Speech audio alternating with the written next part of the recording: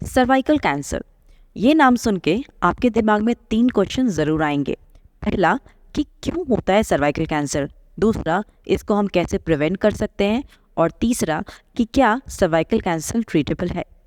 तो आज का वीडियो इसी बारे में होने वाला है। हम सर्वाइकल कैंसर के बारे में जो फ्रीक्वेंटली आस्क्ड क्वेश्चंस होते हैं उसको जानेंगे।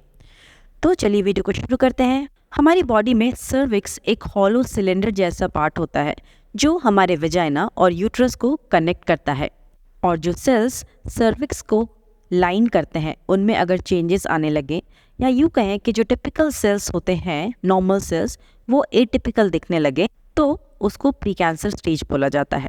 पर सारे प्री कैंसर सर्वाइकल कैंसर में नहीं बदलते। इनफैक्ट कई केसेस में तो जो प्री कैंसर होते हैं वो विदाउट ट्रीटमेंट अपने आप ही ठीक हो जाता है। दूसरा सवाल ये है कि व्हाट कॉजेज सर्वाइकल कैंसर, क्यों हो जाता है सर्वाइकल कैंसर।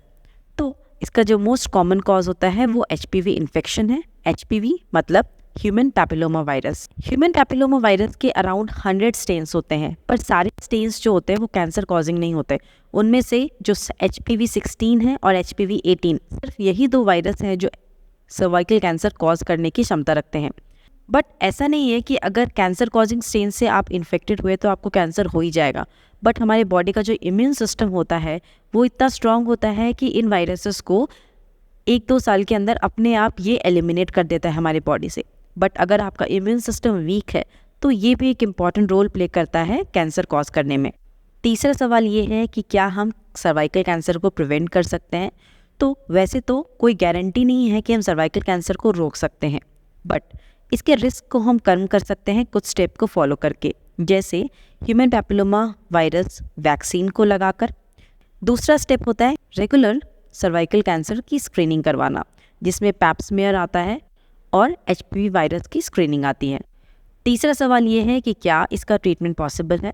तो प्री कैंसर तो very much it is treatable, हम इसको आराम से ट्रीट कर सकते हैं और सर्वाइकल कैंसर को प्रिवेंट कर सकते हैं अगर हमने सही टाइम पे प्री कैंसर स्टेज को डिटेक्ट कर लिया।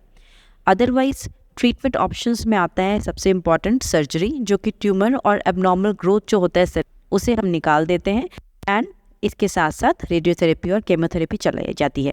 कुछ सिम्टम्स हैं जो मैं यहाँ बताना चाहूँगी, जैसे ब्लीडिंग बिटवीन मेंस्ट्रुएशन के बीच में ब्लीडिंग, या फिर चेंजेस इन वेजाइनल डिस्चार्ज, हमारे वेजाइना में जो फ्लूइड निकलता है उसमें चेंजेस आना। Post menopausal bleeding means after आपका जब मेंसेस ख़त्म हो जाता है अराउंड 45-50 ईयर्स में फीमेल्स में, तब भी अगर ब्लीडिंग हो रही है तो वो एक वार्निंग साइन है। स्टमक और बैक पेन होना, फटीग लगना, लेग में स्वेलिंग आना, इस तरह के कई रेगुलर सिम्टम्स होते हैं जिस पे हमें ध्यान देना चाहिए। लास्ट में सिर्फ इतना बोलूँगी कि स्क्रीनिंग जो है सर्वाइकल कैंसर का वो की स्टेप होता है। इसके साथ साथ डॉक्टर से भी आप पर्सनलाइज्ड गाइडलाइंस ले सकते हैं।